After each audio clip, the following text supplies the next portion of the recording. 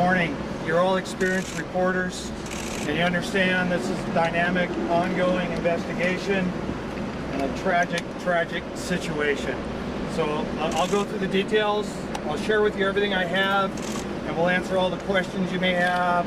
Our partners from the FBI and the Highway Patrol will also answer any additional questions you might have.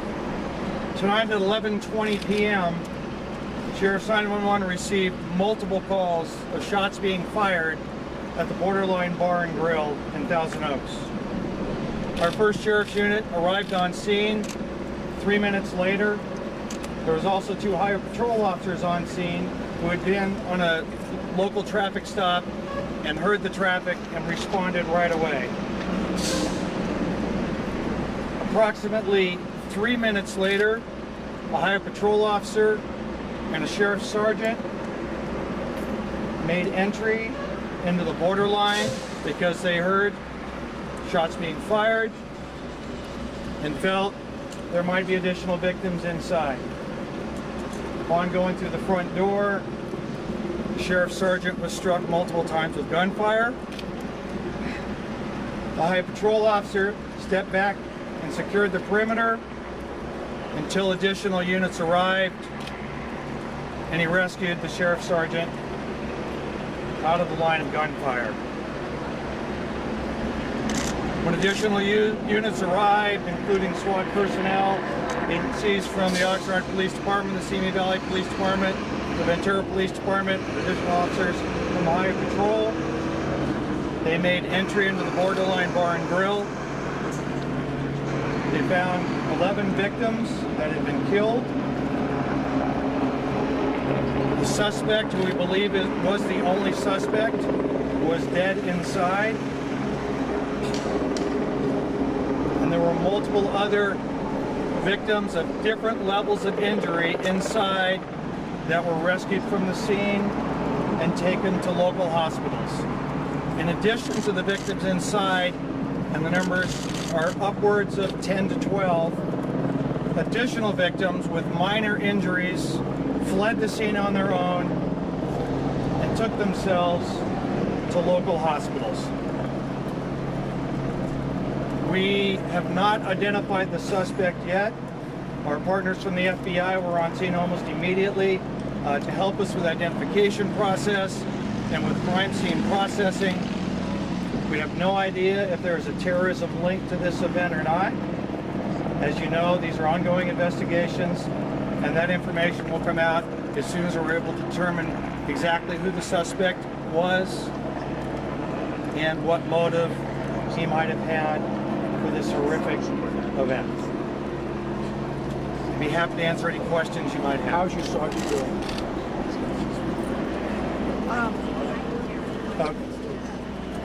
How's the sergeant? Well, the Sergeant Hillis died at the...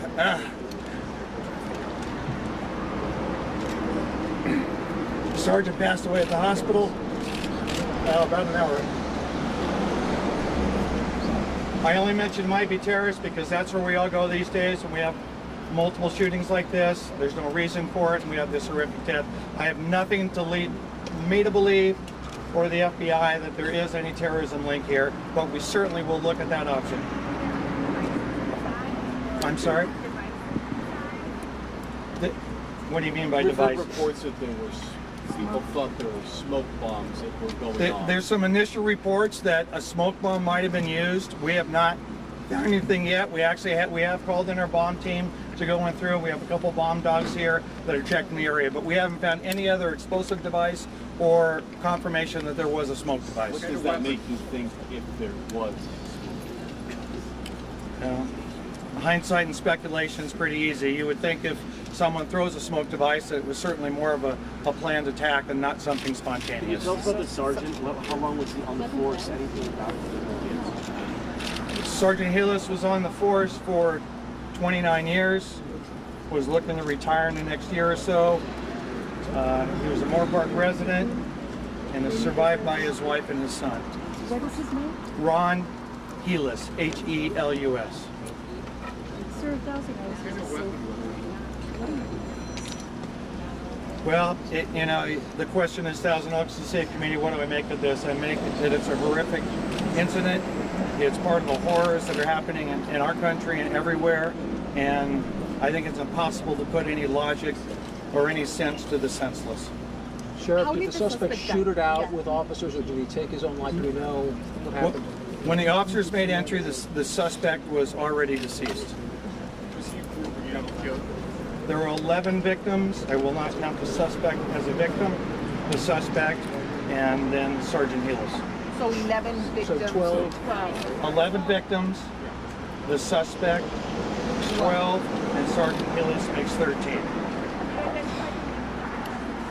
No, we have not. What about the weapon? We have not found any type of assault rifle inside the location. The only weapon we have found that we believe was used was a handgun, but it's still early on and we haven't gone through the scene in detail yet. Sheriff, do you believe the gunman died of his own hand? It would appear that way, but it's certainly well too early to know if he actually did take his own life. Well, certainly we have to wait for the medical examiner to get here. We have to do family notification, so candidly it'll be hours and hours. Do you know if the suspect had visited this bar before? Has anybody said anything? We don't know anything about the suspect. We haven't talked to anybody that had any contact with him prior. Do you know if he lived here? I actually have no idea who he is. We don't know anything about him yet. What about the ages of the victims? The ages of the victims? Can you tell us if they were young? I actually don't know what the ages were. It is a nightclub, so I would, you know, speculate they were probably in the 21 to 26-year-old age group. Some project tactics, student training played a role in the sergeant, going in and trying to prosecute the suspect immediately. There's no doubt that the change in how we handle active shooters played a role. Sergeant Helis and the Highway Patrol officer first on scene, they knew they had to take action, and they went in and did what they had to do.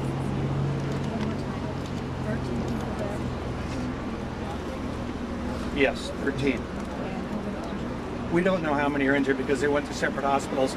I'm going to speculate, given what I've heard, somewhere between 10 and 15 additional injuries. And we don't know, we don't believe there might be one additional gunshot victim, but we think there are other injuries, people trying to escape, breaking out windows and doing different things. When you see these shootings happen across the country, did you ever think that it would be happening right here? And I've been a cop for 41 years, and I never thought I would see the things around the country that would happen, but I've learned it doesn't matter what community you're in, it doesn't matter how safe your community is, it can happen anywhere. Because obviously for someone to do this, they have to have some sort of mental illness, and sadly we have people with mental illness all over the country. Sheriff, were there any threats to anybody in the bar, any kind of indication something like this could happen? We have actually no information about that at all. But again, we're very early on in the investigation. Do you know what happened? We heard that inside shot the security guard and then kind of went in and started shooting. That was we actually don't know. I mean, we're interviewing multiple witnesses, but I can say no, we haven't got everything together yet to really put that timeline together, and we'll certainly provide that as soon as we can get something. Sheriff, do you have any thoughts at this time, any words you care to share about your fallen colleague? You know, it's so tragic, and losing Ron, you know, we go to the gym together, work out together, is horrific and terrible, and it saddens our heart, but there's also parents of those 11 other victims in there whose hearts are ripped out tonight. And I know there's parents wondering, oh my gosh, you know, what was one of my children in there, or was it my sister or my brother? So there's just no way to describe this. It saddens us all, and it tears at our hearts and emotions, as it should. And if we ever get to the point where it doesn't, then there's something wrong with us. Sheriff, can you talk about after Parkland, there was a lot of questions about police not being active enough, and it does sound like your sergeant really was proactive. What was the thought process in the department after Parkland? How have things changed? Actually, it changed for us after Columbine, years and years ago, and we trained with our our fire department for active shooting, and our officers know when you get to a scene and there's two of you or even just one of you and there's shooting going on, you go in. And that's a change of philosophy from what it used to be. And we worked so well in our county. Ohio Patrol was here. When they made entry the second time tonight, there were Simi Valley officers, there were Oxnard officers, there were Ventura officers, there were sheriff's deputies, and there were Ohio Patrol officers. Everyone comes together to solve the problem. And just a clarification on the timeline there. From the moment that the first contact was made by police to the moment that the second contact was made by police, what was the time frame? So the time frame, so the first deputies arrived on scene at 11:22. They made entry approximately 4 minutes later. That's when Sergeant Hillis was shot. And it was, and I don't have the exact timeline, it was probably close to 15 minutes. They didn't hear any shots fired before they regrouped, got additional officers, and went back in. And there were people hiding in restrooms, there were people hiding in attics. I have no idea. Sheriff, what other scenes are you and your law enforcement partners investigating in relation to this? What happened here? What other? I'm sorry. What other locations? None that I know of, but certainly when we find out who the suspect is, we'll go to his location and we'll work with our bureau partners to see if there's a connection there. But at this time, there's none other that I know of.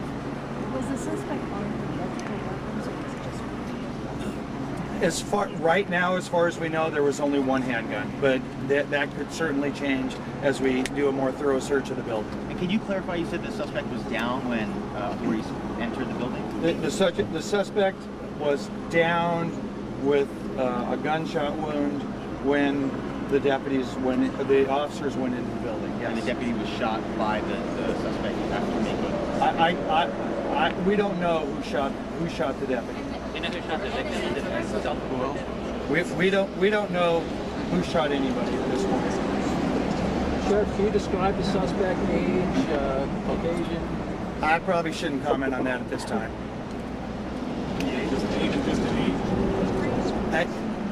It would be a total guess. It's a horrific scene in there.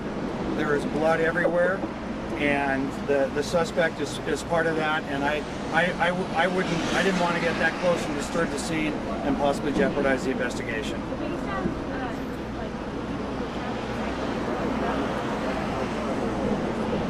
I'm sorry, I can't hear you.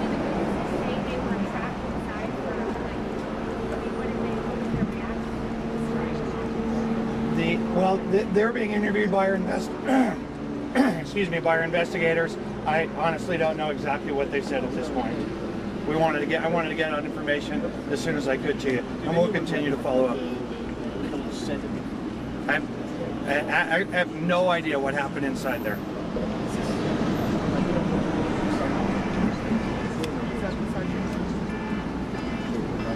Yes. Hello. Good. I'm in the middle of a press conference. Can't talk right now. Anything else? I've met with them and talked to them. We spent time. I made sure I talked to them before we released the name. When can we get another update with everything that's going on? Well, by the time, I would say, an hour and a half maybe. I don't want to waste your time and have you come up and I don't have anything. If we can get information about what the witnesses said inside or any additional on the suspect, we'll have our PIOs let you know. But I don't want to waste your time by bringing you if we don't have anything new. Sheriff, what do we know about the Sarge? Have you had anything Mass shoot? I don't remember in my 41 years having a mass shooting. Sheriff, what would you like us to know about the sergeant? What should everyone know about him? Ron was a hard-working, dedicated sheriff sergeant. He was totally committed. He gave his all, and tonight, as I told his wife, he died a hero because he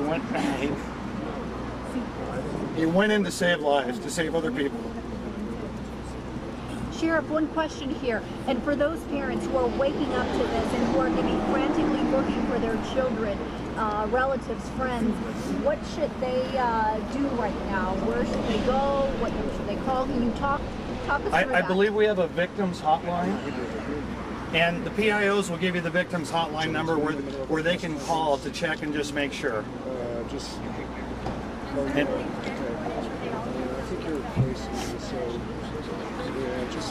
They went to multiple hospitals. Thank you, Sheriff. Okay, thank you.